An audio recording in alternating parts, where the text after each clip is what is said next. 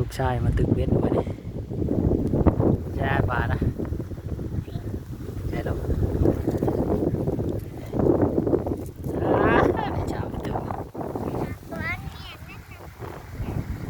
ปวดขนาดน้องนั่นไอ้มึงเบิกน้องเลยไอ้โหดขนาดผมไม่ชอบตัว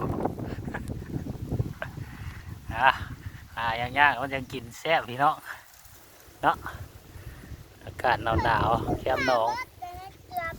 ชีเวทกันโบมีข้องวะเนี่ยใส่กระโปงมะพร้าวเอาเบิ่งเวทีการนี่ติดแล้วบ่อยากโป้เสียแล้ว